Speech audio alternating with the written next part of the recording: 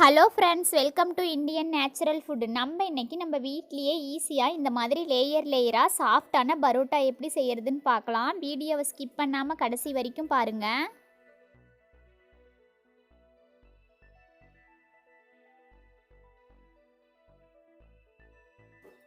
இந்த வீடியோ உங்களுக்கு பிடிச்சிருந்ததுன்னா மறக்காமல் சப்ஸ்கிரைப் பண்ணிக்கோங்க. அப்போ தான் நான் அடுத்தடுத்து போடுற வீடியோ உங்களுக்கு நோட்டிஃபிகேஷனாக வரும். வாங்க வீடியோக்குள்ளே போகலாம். 1.5 கிலோ மைதா மாவு எடுத்துக்கோங்க. நான் இப்போ சொல்கிற அளவுகள் எல்லாம் 1.5 கிலோ மாவுக்கு. நீங்கள் அதை விட பாதி அளவு செய்கிறீங்கன்னா எல்லா பொருட்களும் பாதி அளவு சேர்த்துக்கோங்க. மாவோட நடுவில் இந்த மாதிரி குழி பண்ணிவிட்டு ஒரு முட்டை சேர்த்துக்கோங்க. 1.5 கிலோ மாவுக்கு ஒரு முட்டை சரியாக இருக்கும். நீங்கள் சேர்க்குறதுனா இன்னொன்று கூட சேர்த்துக்கலாம். இது கூட சமையல் சோடா 1 ஸ்பூன், வெள்ளை சர்க்கரை 1 ஸ்பூன், தூளுப்பு 1.5 டீஸ்பூன், இது கூட தண்ணி 1/2 லிட்டர் சேர்த்துக்கலாம். பத்தலைன்னா கொஞ்சம் கொஞ்சமாக சேர்த்து பிசைஞ்சிக்கோங்க. உங்களுக்கு முட்டை சேர்க்க பிடிக்கலைன்னா காய்ச்சி ஆற வச்ச பால் 100 ml சேர்த்துக்கோங்க. இந்த மாதிரி ஓரமாக இருந்து மாவை கலந்து விட்டு பிசைஞ்சிக்கலாம்.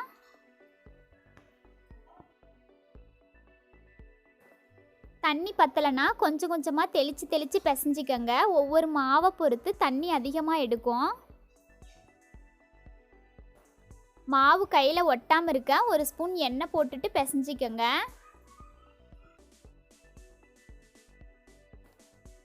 மாவை இந்த மாதிரி 20 to 30 நிமிஷம் வரைக்கும் நல்லா அழுத்தி பிசைஞ்சிக்கோங்க. மாவை எந்த அளவுக்கு அழுத்தி பிசைகிறோமோ அந்த அளவுக்கு நம்மளுக்கு பரோட்டா சாஃப்டாக கிடைக்கும்.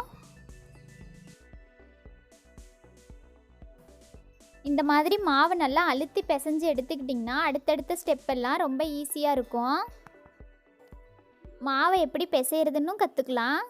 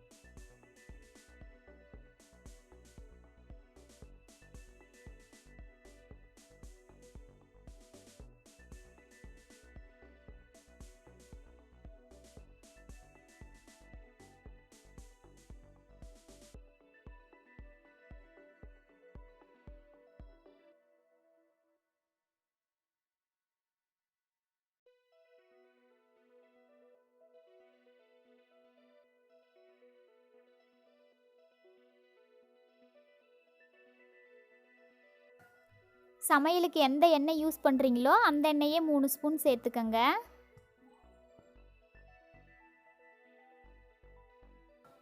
ஒரு 1/4 மணி நேரம் தான் பிசைஞ்சிருப்போம். மாவு இப்பயே நல்லா சாஃப்டாக ஆயிடுச்சு.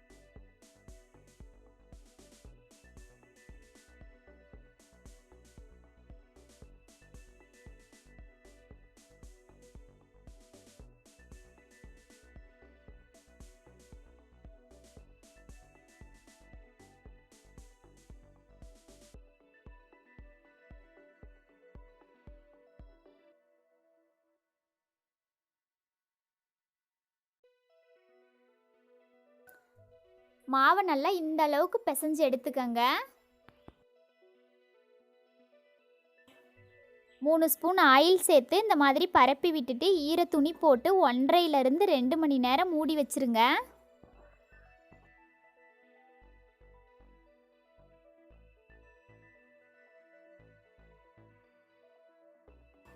1.5 மணி நேரம் ஆயிடுச்சு.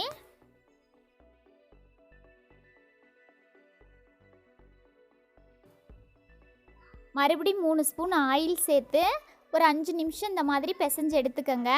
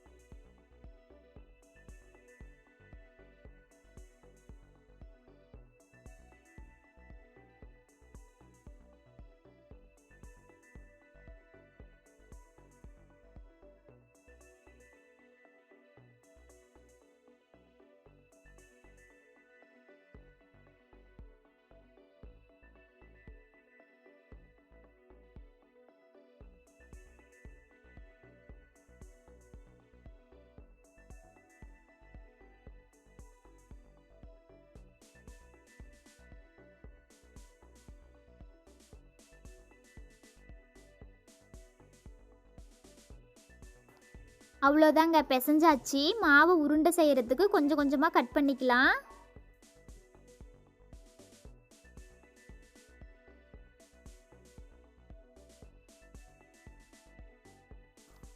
மாவை உருண்டை செய்யும்போது இந்த மாதிரி கொஞ்சம் கொஞ்சமாக மாவை உள்ளே அழுத்தி விரலுக்கு இடையில வச்சு உருண்டை செஞ்சுக்கோங்க. அப்போ தான் உங்களுக்கு ஒரே மாதிரி உருண்டை கிடைக்கும்.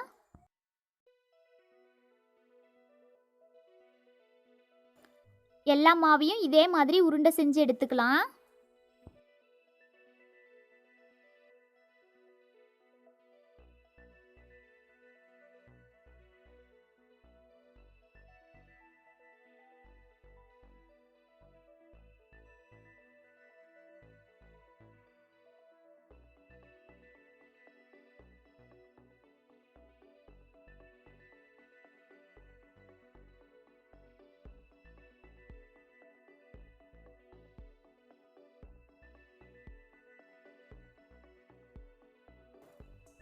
அரை கப்பு ஆயில் எடுத்துக்கங்க. இந்த மாதிரி உருண்டை மேலே கொஞ்சம் கொஞ்சமாக ஆயில் தடவி உள்ளங்கை வச்சு தட்டி தட்டி எடுத்துக்கலாம்.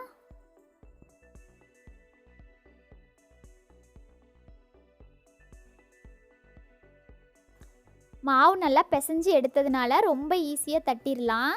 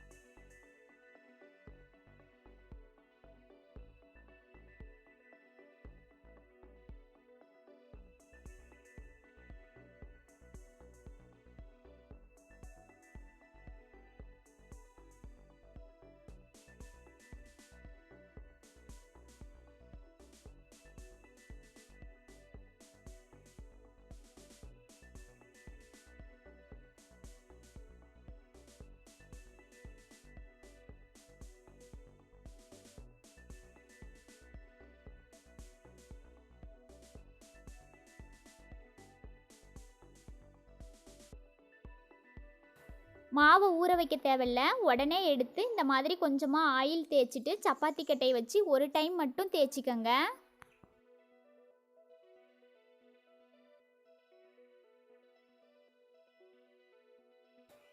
மறுபடியும் கொஞ்சமாக ஆயில் தேய்ச்சிட்டு இடது கை மேலேயும் வலது கை கீழேயும் பிடிச்சி எடுத்து அடுத்தடுத்து கேப்பு விட்டு விட்டு விசிறிக்கங்க.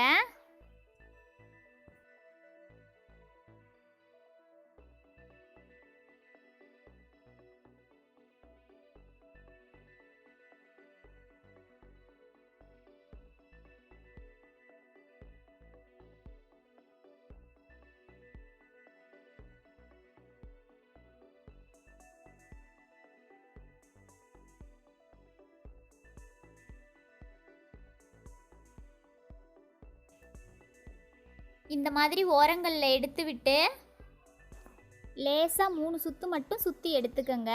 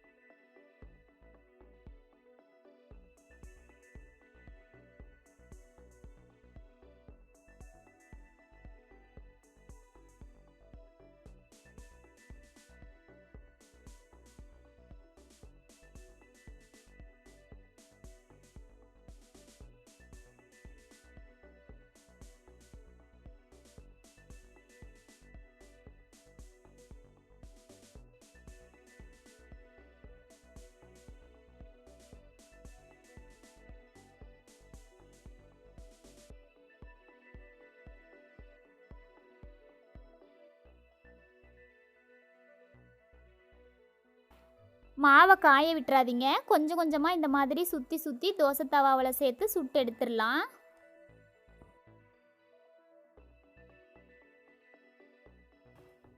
நம்ம சுற்றி வச்ச மாவை இந்த மாதிரி தட்டி தேய்ச்சி எடுத்துக்கங்க.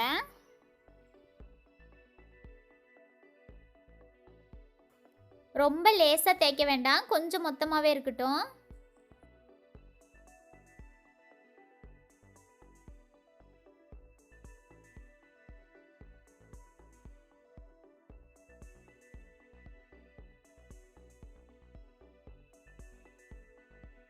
தோசை தவா ஹீட் ஆனதும் 1 ஸ்பூன் ஆயில் சேர்த்துக்கங்க. நம்ம தேய்ச்சி வச்ச மாவை சேர்த்து அது மேலேயும் 1 ஸ்பூன் ஆயில் விட்டுக்கலாம்.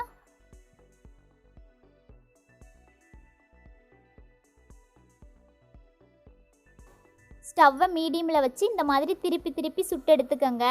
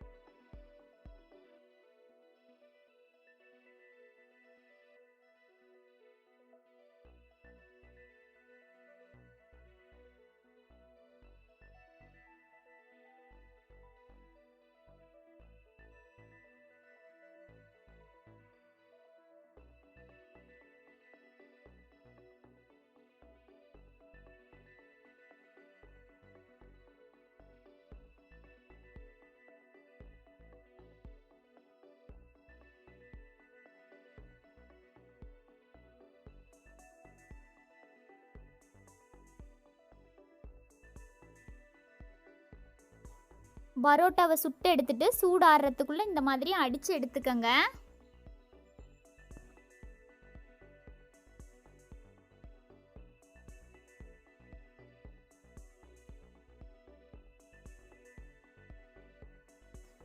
லேயர் லேயராக சாஃப்டான பரோட்டா ரெடி ஆயிடுச்சு. நீங்களும் வீட்டில் இந்த மாதிரி கண்டிப்பாக ட்ரை பண்ணி பாருங்கள்.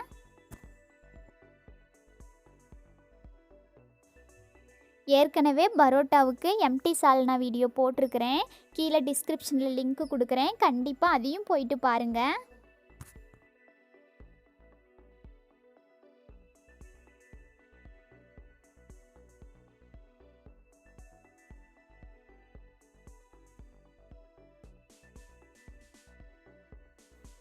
வீடியோவை கடைசி வரைக்கும் ஸ்கிப் பண்ணாமல் பார்த்ததுக்கு தேங்க்யூ ஃப்ரெண்ட்ஸ்.